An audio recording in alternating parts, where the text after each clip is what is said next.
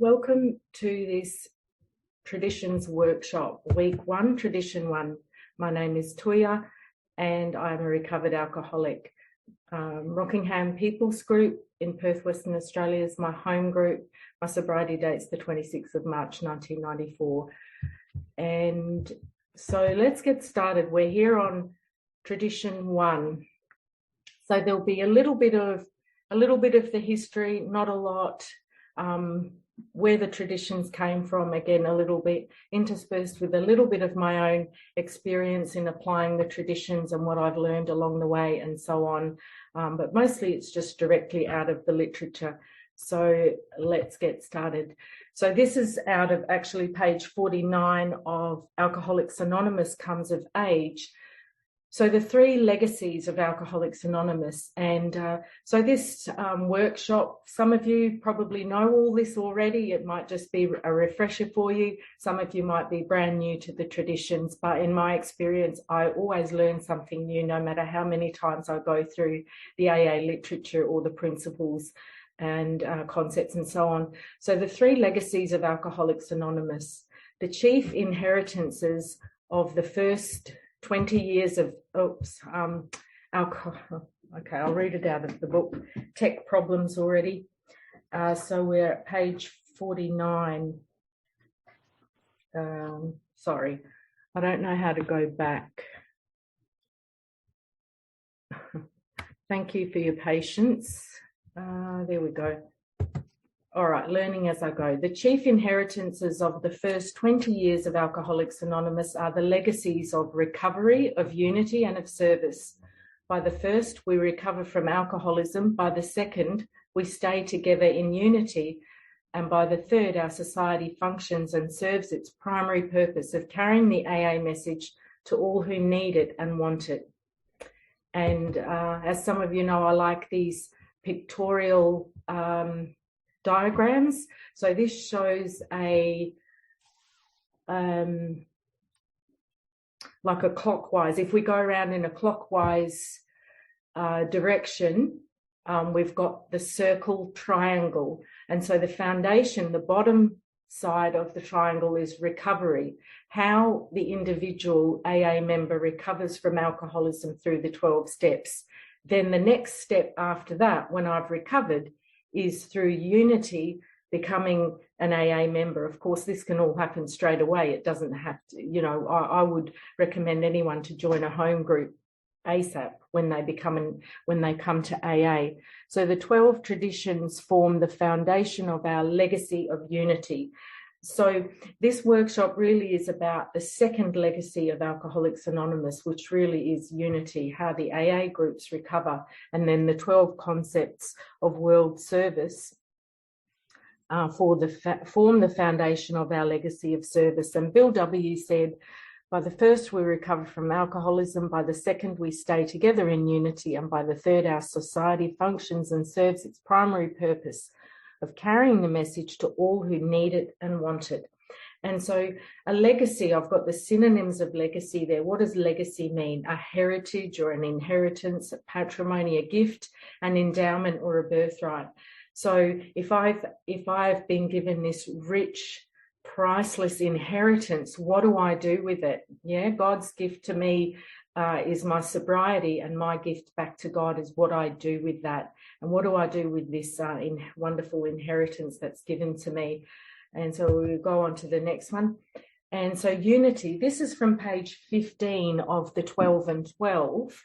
And so some of you who've been in the meetings before know that page 15 out of the 12 and 12 I'll just recap on what it says about the 12 steps. AA's 12 steps are a group of principles, spiritual in their nature, which, if practiced as a way of life, can expel the obsession to drink and enable the sufferer to become happily and usefully whole. What an amazing promise. And then the next paragraph, as it reads on the screen, AA's 12 traditions apply to the life of the fellowship itself. They outline the means by which AA maintains its unity.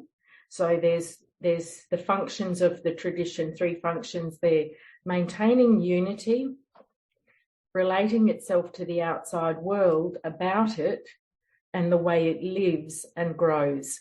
So we don't want to just maintain our sobriety. We want to grow spiritually, also our fellowship as this triune spiritual entity, or it has three parts, these three legacies.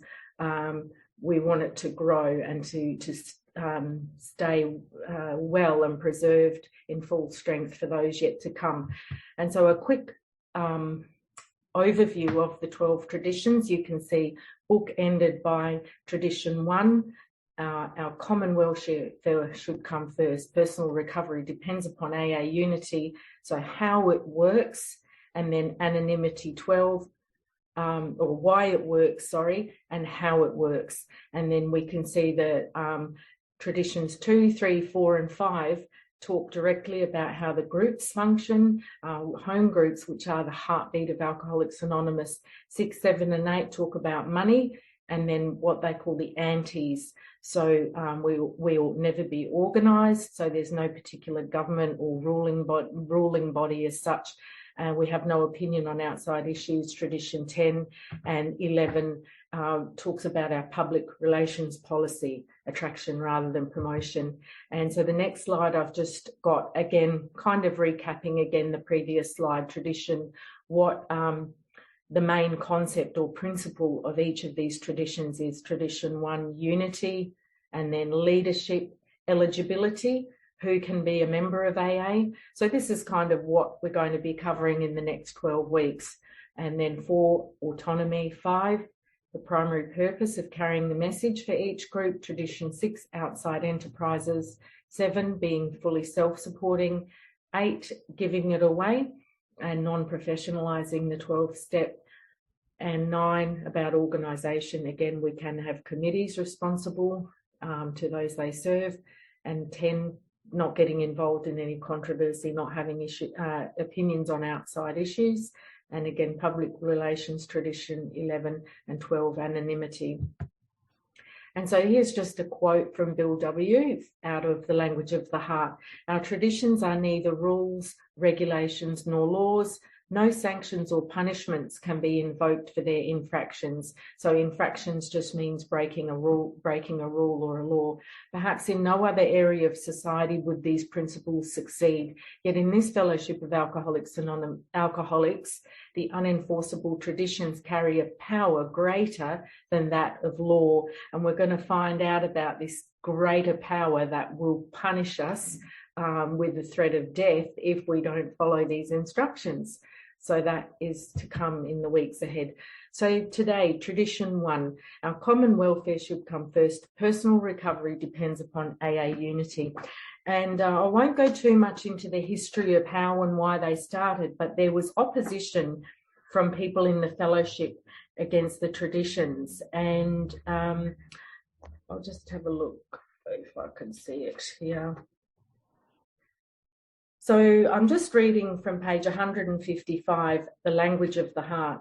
The first reception of the traditions was interesting and amusing. The reaction was mixed, to say the least. Only groups in dire trouble took them seriously. From some quarters, there was violent reaction, especially from groups that had long lists of protective rules and regulations. There was much apathetic indifference. Several of our intellectual members cried loudly that traditions reflected nothing more than the sum of my own hopes and fears for Alcoholics Anonymous. And that's Bill W. speaking.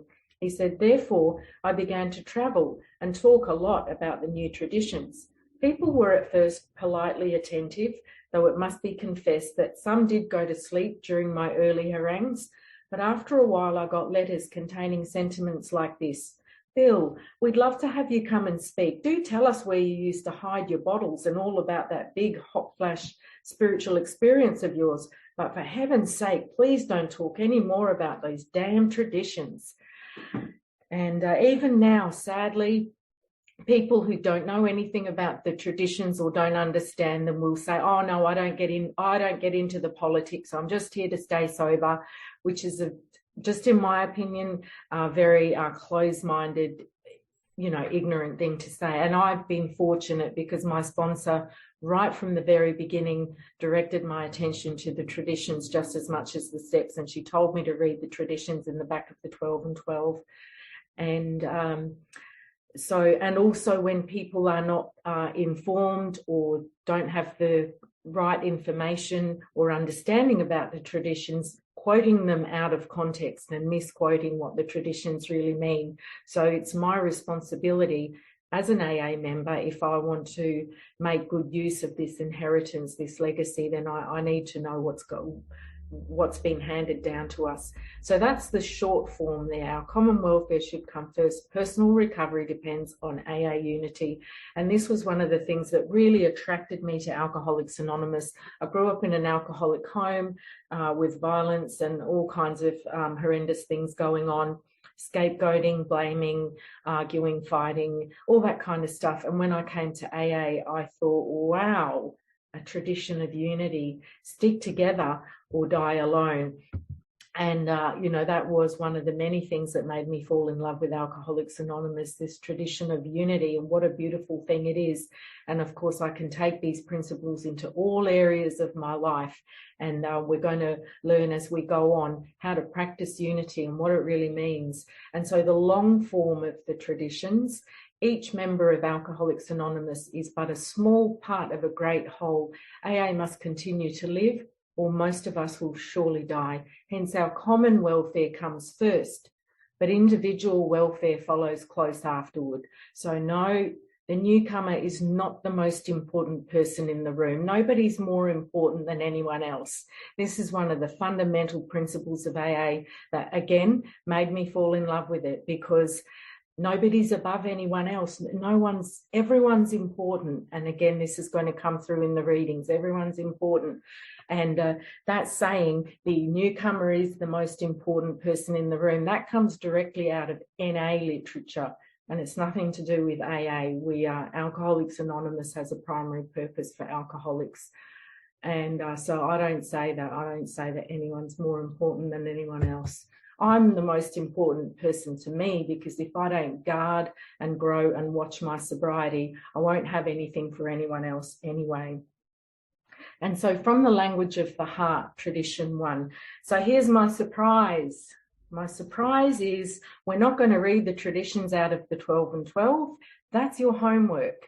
So sometime during this week, I'd like to encourage you to read tradition 1 out of the 12 and 12. I believe it's only about 3 pages long. So that's, 3, not even, 2.5 pages. That's your homework. And we're going to read Language of the Heart, which you can download off the internet. So our whole AA program is securely founded on the principle of humility, that is to say perspective, which implies, among other things, that we relate ourselves rightly to God and to our fellows, that we each see ourselves as we really are, a small part of a great whole. So this is about becoming right size. This is beautiful stuff. This is just as important as the steps. I'm right sized. Yeah, I can't afford to think that I'm different or better or bigger or anything. Seeing our fellows thus, we shall enjoy group harmony. That is why AA tradition can confidently state our common welfare comes first. Does this mean, some will ask, that in AA the individual doesn't count too much? Is he to be swallowed up, dominated by the group? No, it doesn't seem to work out that way. Perhaps there is no society on earth more solicitous of personal welfare, more careful to grant the individual the greatest possible liberty of belief and action. Alcoholics Anonymous has no musts. We might talk about that at another time. Few AA groups impose penalties on anyone for non-conformity. We do suggest, but we don't discipline.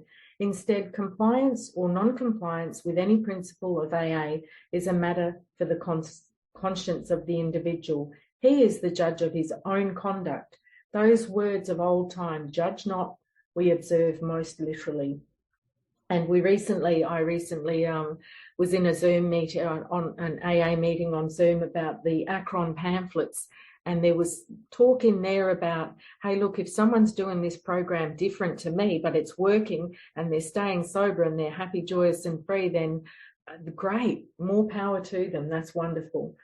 But some will argue, if AA has no authority to govern its individual members or groups, how shall it ever be sure that the common welfare does come first? How is it possible to be governed without a government? If everyone can do as he pleases, how can you have aught but anarchy? Oh, what's happened? So, aught but anarchy. Oh, there it is. The answer seems to be that we AAs cannot really do as we please. Though there is no constituted human authority to restrain us, actually our common welfare is protected by powerful safeguards. The moment any action seriously threatens the common welfare, group opinion mobilises to remind us. Our conscience begins to complain. If one persists, he may become so disturbed as to get drunk. Alcohol gives him a beating. Group opinion shows him that he's off the beam. His own conscience tells him that he is dead wrong, and if he goes too far, barleycorn brings him real conviction. Just for anyone who doesn't know, barleycorn, another word for alcohol, also known as John Barleycorn. So it is we learn that in matters deeply affecting the group as a whole, our common welfare comes first. Rebellion ceases and cooperation begins because it must. We have disciplined ourselves. Remember, we've recovered through the 12 steps. We've had a spiritual awakening. Eventually, of course, we cooperate because we really wish to. We see that without substantial unity, there can be no AA, and that without AA, there can be little lasting recovery for anyone. We gladly set aside personal ambitions whenever these might harm AA. We humbly confess that we are but a small part of a great whole. So staying right side, number one. And so here we have the 12 traditions illustrated pamphlet. And I'm just going to, that is so tiny. I'm going to see if I can make it bigger. And I highly recommend anyone to get a hard copy of this. It's just a great pamphlet for yourself to help with your understanding. And if you're working with newcomers or sponsees, to help them as well. And I do want to read that, but it's just so tiny. How am I going to do this? Okay. As newcomers, does someone have that? Deanna, are you there? Oh no, Deanna's on a bus or a train or something. No, I'm here. I can read it for you. Oh, thank you. If you just read that cover page, and as you're reading it, I'll try to make it bigger so people can see it on the screen. Thank you, Deanna. Okay. The 12 traditions as distillation of AA experience. As newcomers, many of us say to ourselves, let the group officers worry about the traditions. I'm just an average member. There are rules for running groups, aren't they? Aren't there? There are rules for running groups, aren't there? And nobody tells me there are no rules in AA. Then we look closer and find that the traditions are not rules, and they are not just for officers. They have a deep meaning for each one of us, as the 12 steps do. Like the steps, the traditions were not figured out into advance as courses of action against future problems. The actions came first. Pioneer AA groups with nothing to go on except the trial and error and try again method soon discovered, well, that didn't work, but the other did, and this one works even better. Both successes and failures were reported in letters to AA headquarters, eventually to become the General Service Office. In went these shared experiences of the AA's first 10 years, and out came the 12 traditions. In 1946, then in the long form, they were published in the AA Grapevine. By 1950, they had been condensed to their present form and were adopted by AA's first international convention. Our traditions are a guide to better ways of working and living.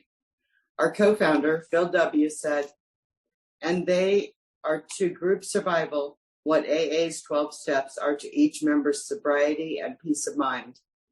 Most individuals cannot recover unless there is a group. The group must survive, or the individual will not. Wonderful. Thank you, Deanna. And so when something is distilled, it's like the essence of something. I don't know, maybe someone can explain it better, but you can see from the diagram, it's a distillation of our experience. So they've put all this, you can see all these people at the bottom, hundreds of AA members, and all the squabbling and fighting and the power struggles and the people looking for power, property and prestige and making money and being innovative as well about trying to carry the message. So taking all this experience in there and putting into this burner, I guess, and then out comes this experience, taking the gold, or taking the wheat, separating the wheat and the chaff, or finding the gold in all of that stuff. And that's why we are here today, because they went through those hard yards. And so these diagrams are lovely, make it nice and easy just to have a look and see. So you can see the fellow sitting on the branch, he wants to cut it off. Of course, that's ridiculous. It's going to harm everyone. They're all going to fall off there. And unity. And then the top picture shows the opposite. Everyone just sticking together, working together to pull that guy out of the water. And sorry, I'll just, I don't know, how did I make that bigger? So it's tradition one. To interrupt, but see at the bottom. Our brother, sorry, Jill? So you'll see at the bottom right on the red, you'll see it says 100%. There's a little slider there, and that'll enlarge it for you up and down.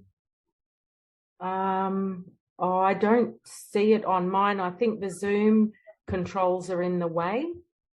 Ah, okay. Oh, hang on. I can, I've got it there. Yeah, I think the Zoom controls are in the way. But I think I've got this one now. There we go. Oh dear. Right.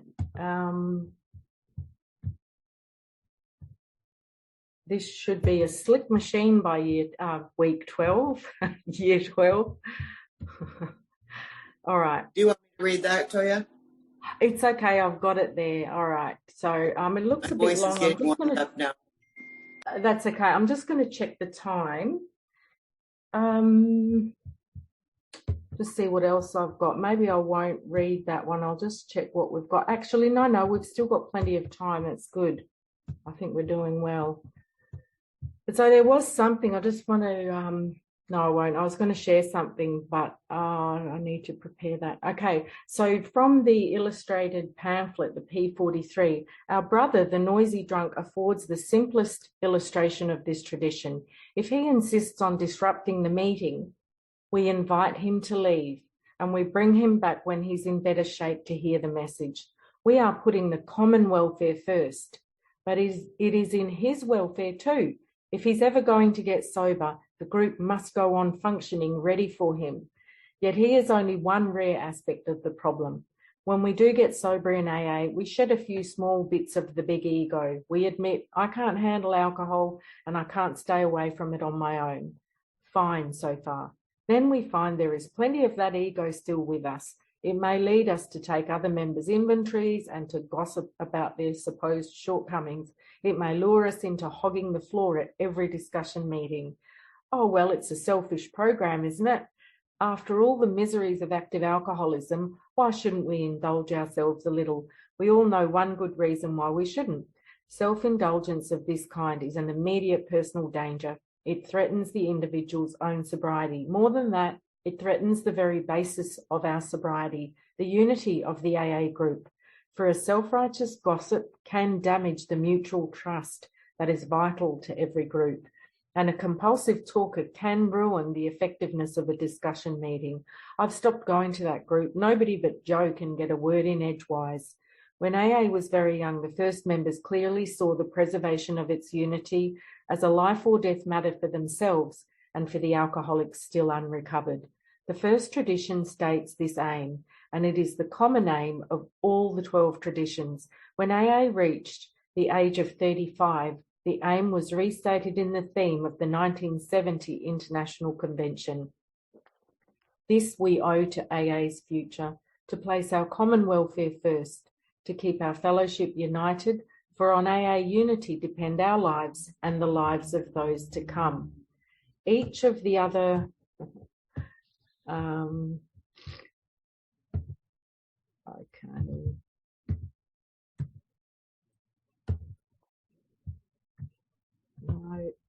each of the other, where are we?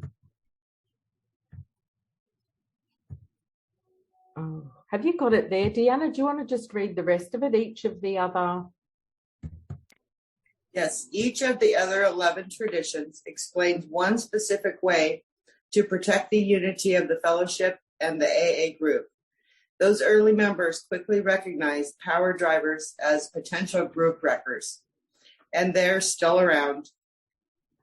The members who are always sure that they're always right. The members who are happily ready to assume all the burdens of leadership and grimly unwilling to share them, let alone give them up. But the group does need officers. How can we cope with this dilemma? The 12 traditions provides the answer. Thank you, Deanna. So yeah, that was some talk about the principle of rotation that is suggested in groups. Anyway, so we read that bit. We cooperate because we really wish to. Unity, there can be no AA. So we gladly set aside personal ambitions whenever these might harm AA. We humbly confess that we are but a small part of a great whole. And so our individual sobriety depends on the group. The group depends on us. We soon learn that unless we curb our individual desires and ambitions, we can damage the group.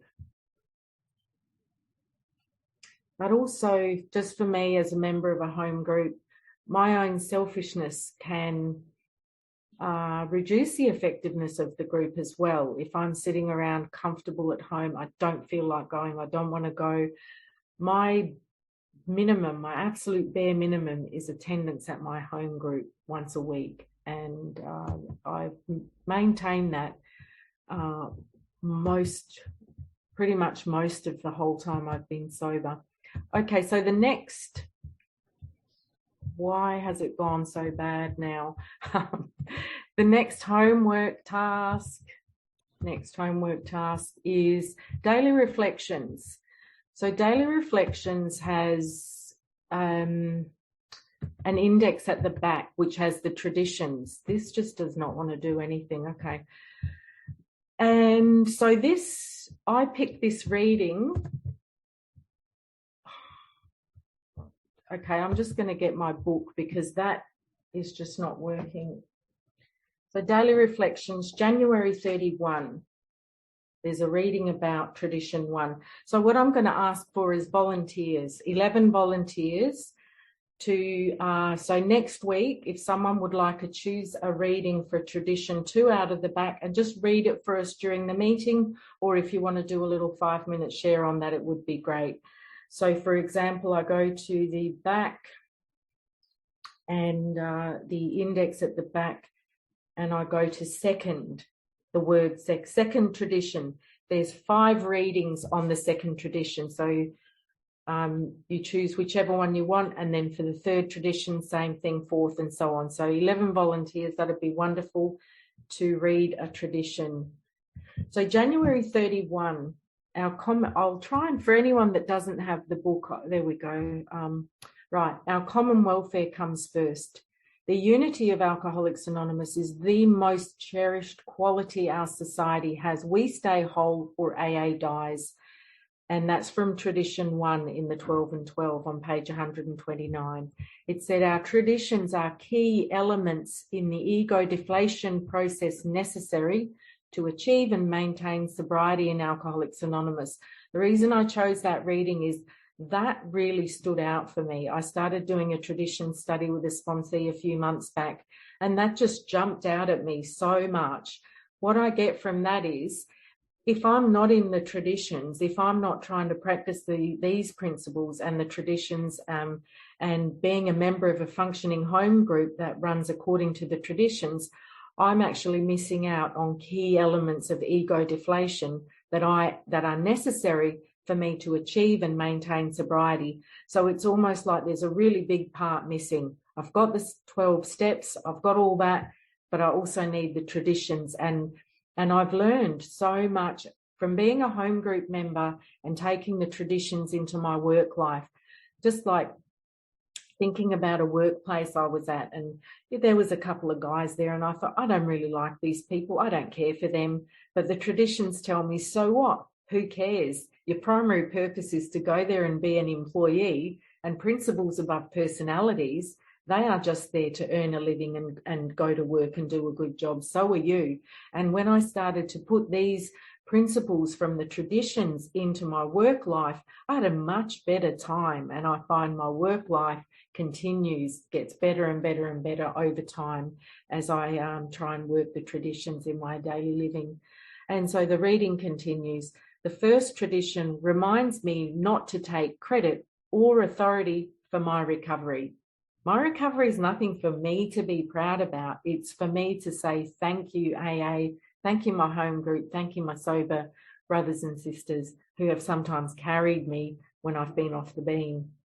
Placing our common welfare first reminds me not to become a healer in this program. I am still one of the patients.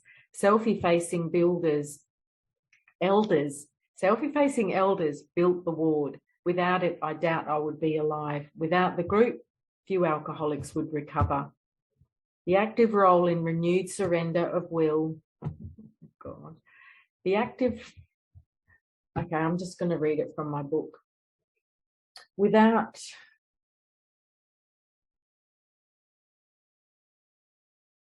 the group, few alcoholics would recover. The active role in renewed surrender of will enables me to step aside from the need to dominate, the desire for recognition, both of which played so great a part in my active alcoholism, deferring my personal desires for the greater good of group growth contributes toward AA unity that is central to all recovery. It helps me to remember that the whole is greater than the sum of all its parts. We've heard that a couple of times. And in face-to-face meetings, I don't know if there's anyone who hasn't been to face-to-face meetings before, but often people will join in a circle at the end and hold hands and say finish the prayer at the end, often the serenity prayer. And that circle signifies unity, and also that no alcoholic need stand alone ever again. And then I have another piece of literature. It is the Traditions Checklist. Highly recommend this if anyone is not familiar with it. It's just some questions. It's a bit of an inventory for groups. And so I thought we'd just have a bit of a look at that. Again, that could be a whole meeting in itself, looking at these checklist questions. So I'll just go through these. These questions were originally published in Grapevine in conjunction with a series of articles on the 12 traditions that ran from November 1969 to September 1971. While they were originally intended as suggestions for individual use, many AA groups have since adopted them and used them as a basis for wider discussion. I've tried to, and our group handbook, probably AA group handbooks vary a lot from region to region, but our group handbook here in Australia has some inventory questions for the group. It's not as comprehensive as this traditions checklist and so on. But even then, I've just learned something there. I always thought the traditions checklist was for the groups, and it tells me here it's for me as an individual to check myself and my behaviour as an AA member and as an AA group member. So I'll just go through these questions. 1, am I in my group a healing, mending, integrating person? Am I sometimes divisive? Do I ever gossip or take another member's inventory? Am I a peacemaker, or do I foster arguments with statements such as just for the sake of discussion? Am I gentle with those who rub me the wrong way, or am I sometimes abrasive? And this is where you see, if someone rubs me the wrong way, someone I find abrasive is a member of my group. My old thinking, old ideas is, I'm not going there because I don't like that person, and off I go, right? But how I grow in patience, tolerance, love, and understanding is by continuing to go to my group and learn to grow in love and respect for everyone. And those people are my teachers. And do I make competitive AA remarks, such as comparing one group with another or contrasting AA in one place with AA in another? I've seen people drink on that. I was in living in a town in Queensland, and a couple, they were both 7 years sober together. They came up from a larger city. Us country bumpkins were doing it all wrong, according to them. They came in, took over one of the meetings, took over one of the groups. Initially, it was very popular. They had a lot of good stuff to share, but something went wrong. As it happens, there are lumps in the custard. We rub up against each other's rough edges and so on. And both of them ended up drunk. And so I think this was their mistake. They were comparing one group with another or contrasting AA in one place with another. And so that, you can see, goes against the tradition of unity. Unity is that we're in this together. And then number 5, do I ever put down some AA activities for not participating in this or that aspect of AA? Am I informed about AA as a whole? Do I support AA as a whole in every way I can, or just the parts that I understand and approve of? Am I as considerate of AA members as I want them to be of me? Do I spout platitudes about love while indulging in and secretly justifying behaviour that bristles with hostility? So these questions are pretty intense, but good, right? If I want to grow, I want intense. I don't want easy peasy. That's not going to make me grow. And so we're just about at the end of today's workshop. So tradition 1, common welfare. Yeah. It's not about me, it's about the group. What's best for the group? Who cares about me? I'm just another alcoholic, yeah? But here's a note for us. If I forgot all the other traditions, keep tradition 1 in mind and the others will be guarded too. A couple of other bits and pieces. So the Declaration of Unity, we went through that already. The lives of those to come depend on our unity. I owe it to those yet to come, maybe my grandchildren, if I ever have grandchildren, or nieces, nephews, whoever, the grandchildren or children of AA members. And so we have the responsibility statement. If anyone would like to, I think we might leave that, let's say the responsibility statement now. If anyone would like to unmute and join in saying the responsibility statement together, please go ahead. I am responsible. I am responsible. In any way reaches out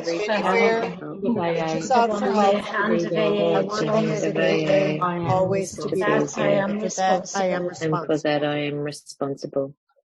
Thank you so much, everyone. Thanks for listening. Now, we've got plenty of time. If anyone wants to put their hand up and share, I think we'll just go with the hands. Otherwise, people start talking at the same time and so on. So any questions, comments, feedback, come on in, and we'll just ask everyone to mute as well,